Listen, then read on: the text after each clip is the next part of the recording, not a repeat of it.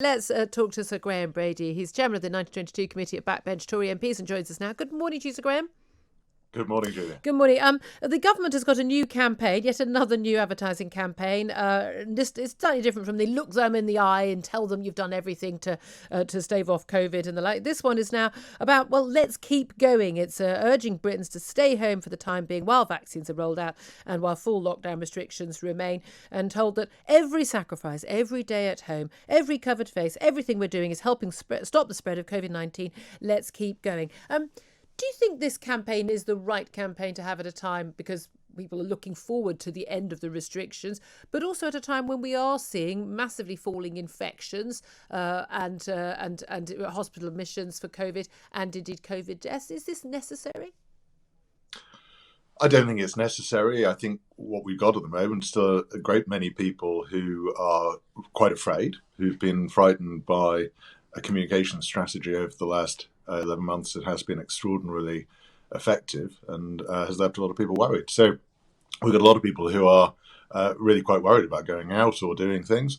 And then there are other people who are making their own minds up and for some time have been meeting their one friend in the park for a cup of coffee on a bench in an entirely safe way, which you're still not technically allowed to do until the 8th of March now.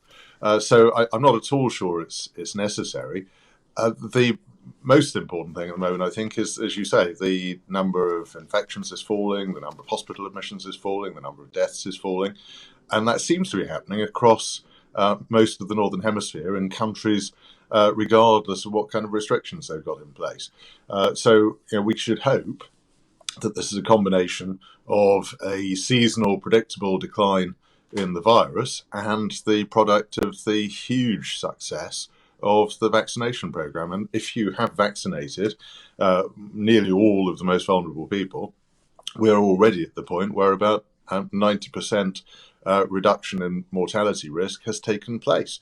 So it's not surprising if we find that there are far fewer people getting ill and far fewer people going to hospital. Well, indeed, as you point to around the world, whether it's comparisons with countries which haven't had such strict restrictions, and we do on international measures have some of the strictest restrictions in place right now. Partly other countries went into lockdowns earlier, they're coming out sooner, but right now at this moment in time we have the strictest in the world according to international metrics.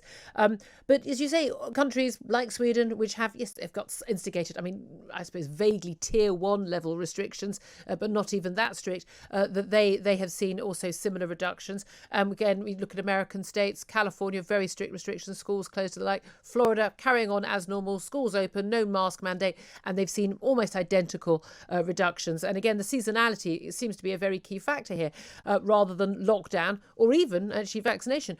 But this is where I think a lot of people have found this week very difficult. There's a lot of hope for people to, right, we've got this June the 21st date in our heads, that one we'll get back to some semblance of freedom.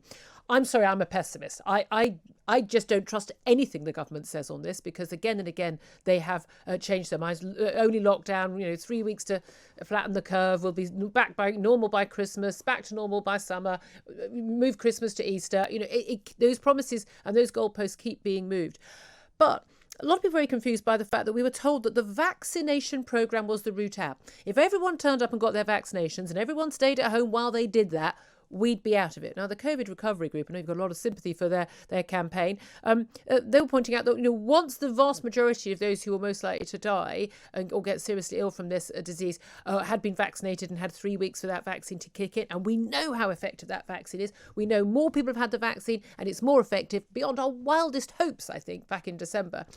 Why on earth is anyone still in lockdown, and why on earth are we waiting until June before some semblance of normal life returns? Is there any ethical or legal basis for this?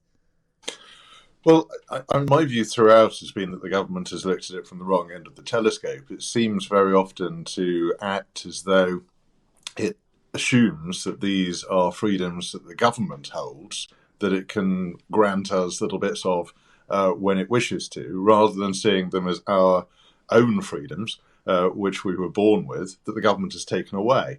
So, back in January, when people were told there was going to be a final third lockdown, this was on the basis that it was a critical moment to prevent the NHS critical care capacity being overwhelmed. The same thing we were told, of course, in March last year.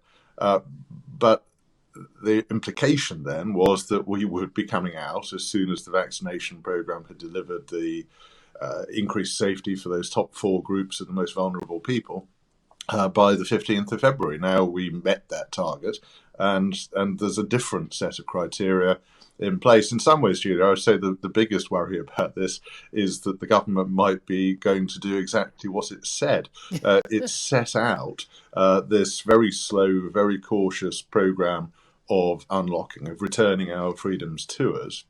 And it has said that it will be led by the data, but it's only going to be led by the data in one direction.